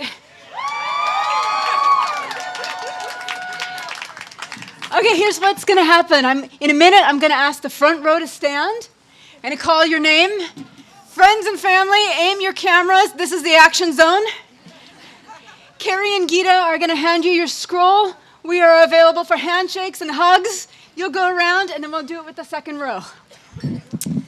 All right. So for everybody who doesn't know, I'm KP, also known as Carol Platoni. And I'm proud to serve as your Assistant Dean for Students. All right. So could the first row please stand? All right. Padmini Parasarathi. Thank you. Mallory Newman.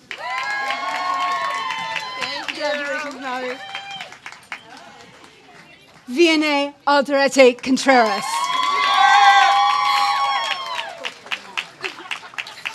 No, don't take it this one.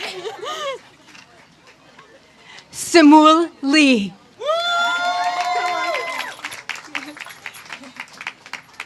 Ahad Ramani.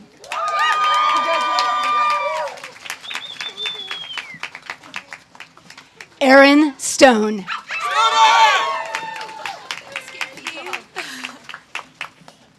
Karen Creighton.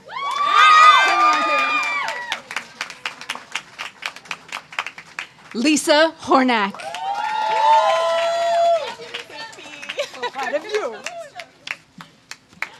Alondra De La Cruz.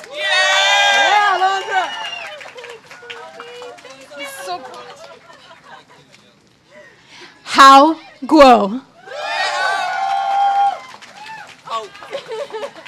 Knocked your hat right off. Marian Carrasquero.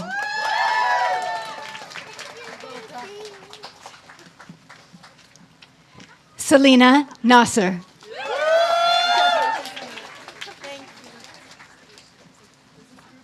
Javeria Khan.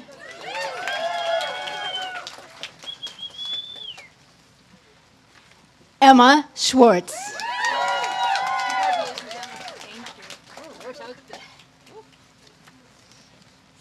Eva Rendell.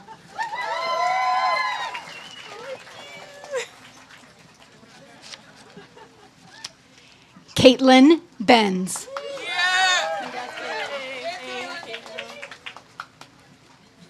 Sybil Patton. Thank you. Muna Danish.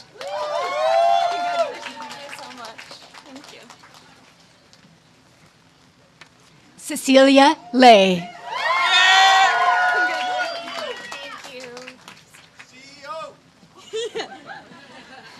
Nuria Marquez Martinez.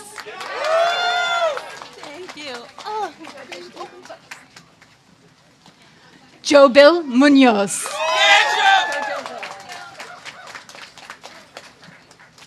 Charlotte Silver. thank you so much. Zoe Ferrigno.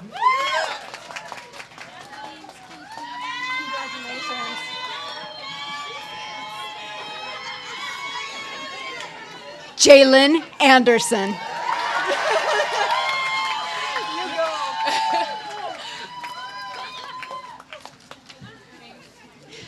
Luis Hernandez.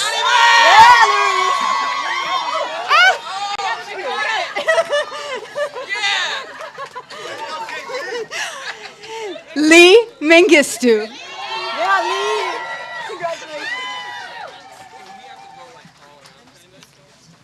Okay, so first row, you're all back. Second row, you can stand up.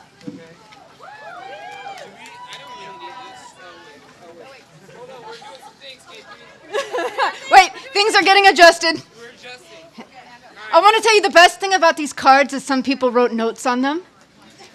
So I'd like to say, I love you too, Drew Costley. Drew Costley. Oh, brother. My little brother.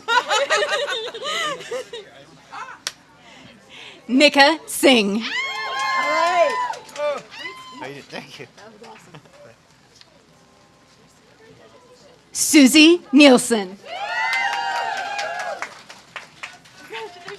Thank you.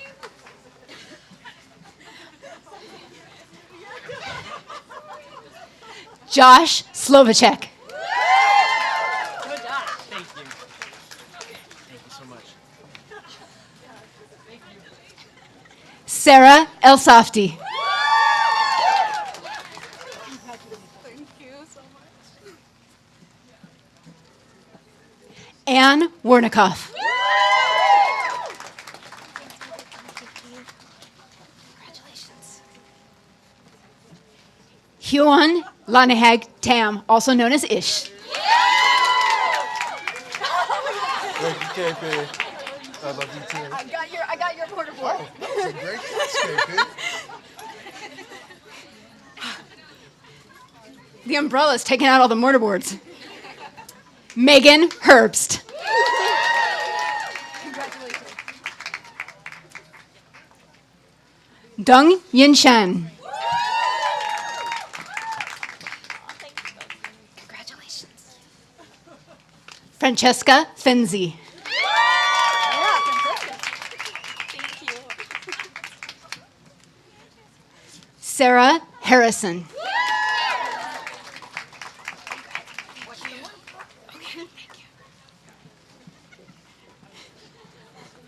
JP Dobrin. Thank you. Oh, she's graduating today, too. Yeah, we got class of 2040 right here. Walker Dawson. Thank you. Mr. Walker. Carlos Morethi. Congratulations, Carlos. Oh. Simon Campbell. Congratulations. Oh, got it. Congratulations. Also our cutest graduate right here.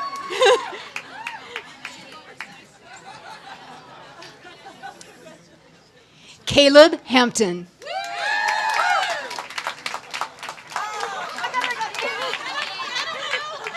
Congratulations. Okay, everybody, watch the mortar board. All right, Utao Chen. Congratulations.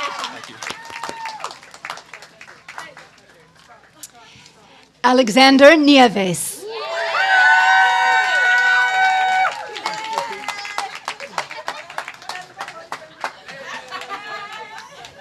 James Steinbauer.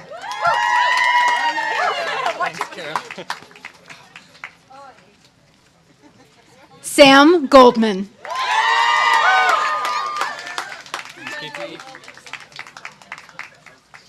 Sarah Henneke.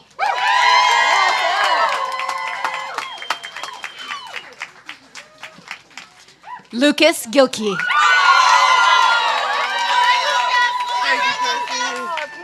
Thank you.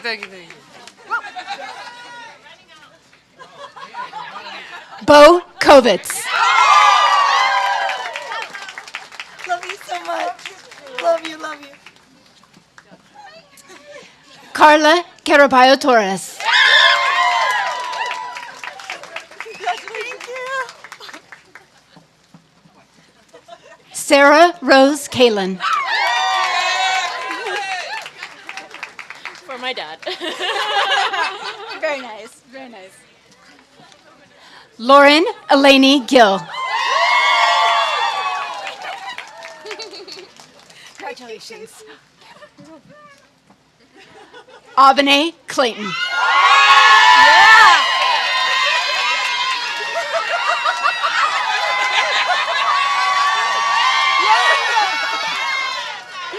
Thank you. I really have to be careful. Yeah, you gotta be careful with the mortar board. Yeah.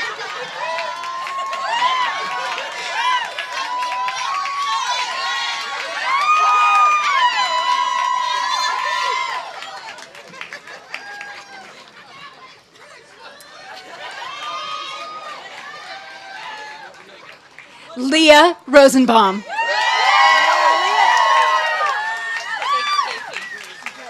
Thank you. All right. Everybody, I present to you the graduating class of 2019.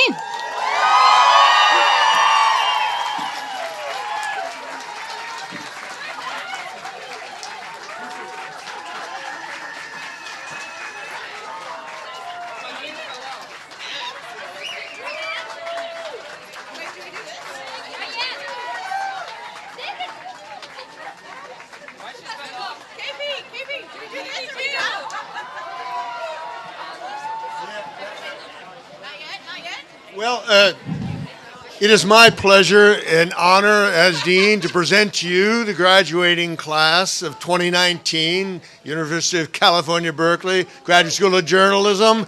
Welcome, congratulations, and you can throw your tassels. Please join us for refreshments in the library. That's mine, Jeanette. I mean, it's wet now, just leave it.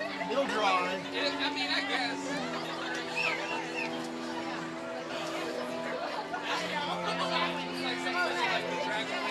We're leaving, sorry. KP has a new nickname. The murderer of mortarboards.